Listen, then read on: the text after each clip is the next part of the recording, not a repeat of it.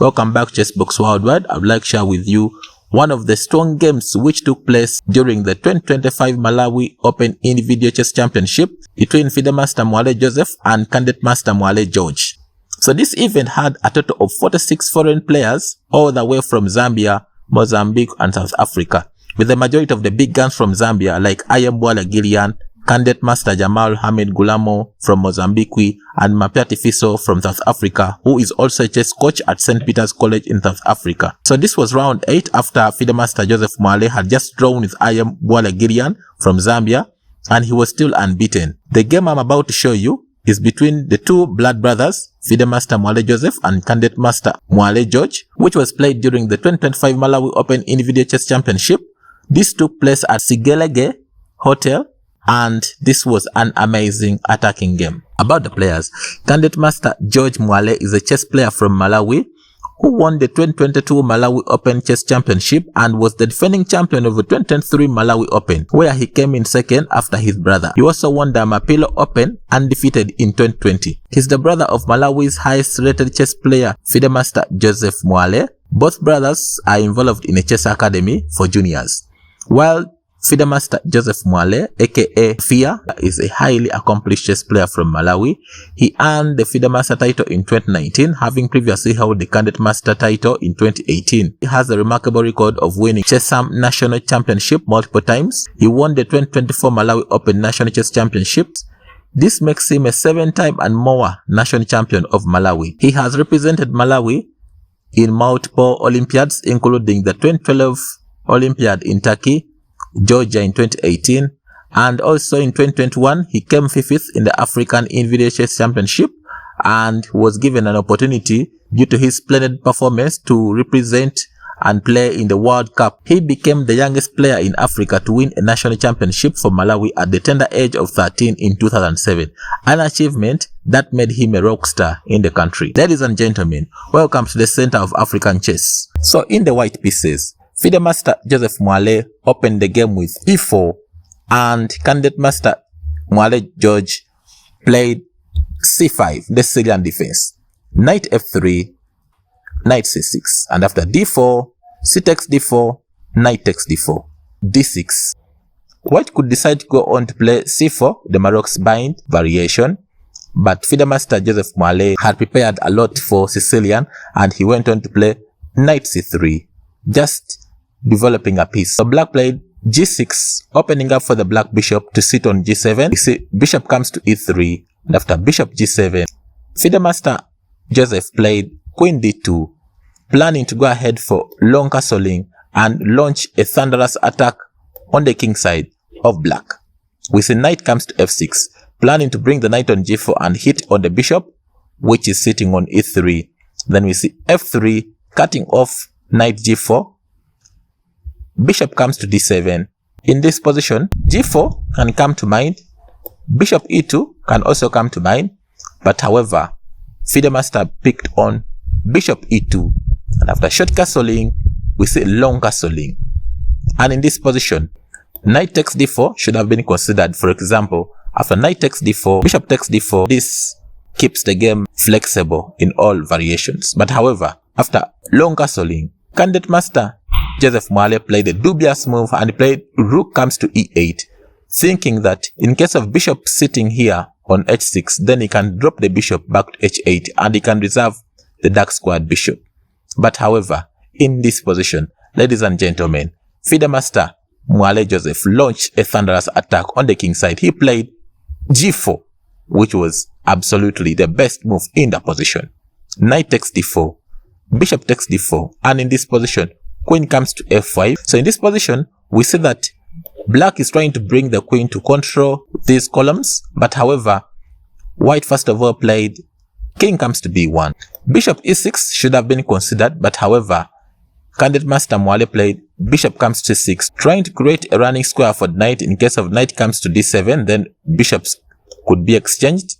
h4, continuing with the attack, and in this position, h5 should have been considered. George ignored it and played knight d7 and bishop takes g7, king takes g7, h5. Continuing with the attack, now we see that the queen is eyeing the h6 square the rook wants to be opened up, and he went on to play g5. Remember, the queen is now watching over the pawn on g5. Now, ladies and gentlemen, this is the position whereby you have to think of a way on how to proceed with your attack. In this position, we see that the queen is defending the pawn, which is on g5, and we want to get a way of breaking through to bring in our pieces to attack. In this position, FIDE Master played f4, but however, h6 should have been considered. For example, in case of h6, checking the king, and after king comes to h8, then we would see rook h5. Now we see that the queen and the rook are attacking the pawn. So in this position, black has f6 or rook comes to g8. For example, in case of f6, then we could see f4 hitting on the pawn, and after rook comes to g8, bishop c4, attacking the rook, which is on g8, and after rook comes to g6, bishop can step on f7, and I can tell you, at least white has an exchange up. Let's go back. After rook h5, in case of rook g8, then we could see pawn comes to f4, hitting on the pawn. In case of f6, then bishop c4 is a very powerful move. That's why we could see queen comes c5, securing the c4 square. And in this position, a3, remember, b4 would be coming in. For example, black goes on and plays f6, then b4 is a very powerful move. And in case of queen comes to f2, then f takes g5, and I can tell you, at least white has a huge advantage in this position. Let's go back. So after a3, black is forced to play f5, stopping the b4 advancement, and rook comes in to take the g5 pawn. Rook takes g5, f takes g5, and rook g8, attacking the pawn. Then we could see knight comes to d5, bishop takes d5, e takes b5, knight e5, queen f4, and I can tell you, at least white has a huge advantage in the position. Let's go back. After g5, FIDE Master Mwale played f4, hitting on the pawn, which is on g5. h6 should have been considered. Candidate Master George played pawn takes f4. For example, in case of h6, then we would have seen bishop comes to c4, trying to secure the diagonal and also attacking the pawn, which is on f7. G takes f4, queen takes f4. You see, potential g5s can be pushed. That's why we see queen comes in to stop the g5 pawn push. Queen takes f7, king goes to h8, and bishop comes to e2, defending the pawn.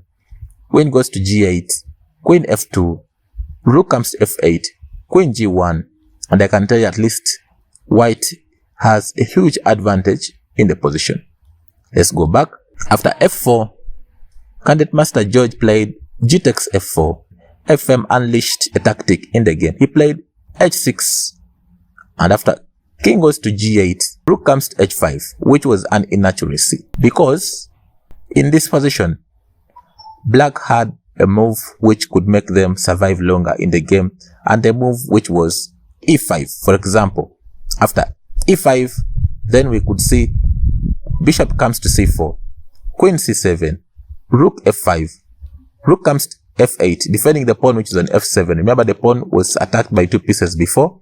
And after queen takes d6, queen takes d6, rook takes d6, rook comes to e8, f4, and after knight comes c5, king c1. At least white has a huge advantage, but black can still fight on in the game. Let's go back. After rook h5, played an inaccuracy, and he played queen b6. And in this position, it gave FM Mwale an opportunity to first of all play queen takes f4. Black played f6 to stop any rook checks. CM Mwale Joseph played rook g5 check. And in this position, in case of pawn takes rook, then there could be mate in 7. For example, after queen takes g5 check, king f7, bishop c4 check, and after d5, knight takes d5, queen c5, queen g7 check, and after king e6, knight f4 could be checkmate. Let's go back. That's why after rook g5 check, CM George didn't even bother to take the rook. He played king f8, but however, king comes to h8 should have been considered and it was going to be the best move. For example, after king h8, then you would see rook comes to g7, knight comes to e5, rook takes e7, sacrificing the rook. In case of rook takes, then queen takes the pawn on f6, rook f8, defending the pawn on f6, rook e6, attacking the pawn, knight g6, attacking the queen, queen g3, rook d8, and after knight d5, attacking the queen, bishop takes, rook comes to e8, and after rook takes e8, rook takes e8, queen takes d6, and at least this would be a won endgame by white. But however, after rook g5, CM played king f8. This gave white a huge advantage, and he played bishop c4, threatening checkmate in one with the rook. Remember, the rook and the bishop are connected to give checkmate, and in this position he played e6, but however e5 should have been considered, creating running squares for the king. But after bishop c4 played another inaccuracy because of time pressure, he played e6, and in this position CM Mwale Joseph first played queen takes d6, checking the king. Remember also the rook has a free column where it can enter. Rook e7, trying to block the check, and in this position CM Mwale played the best move in the position. He played rook g8, sacrificing the rook, and in case of any king, if king doesn't take the rook and plays king f7, then this can be checkmate in two because of rook check, and after king goes back to f8, queen takes e7 is checkmate. But after rook g8, candidate master George first played king takes g8, queen takes e7. He resigned the game because of the multiple threats in the game. For example, bishop can take the pawn, queen can come in with checkmate on g7, and I can tell you there is no survival. Thank you so much for watching, and I wish you the best of luck in your games.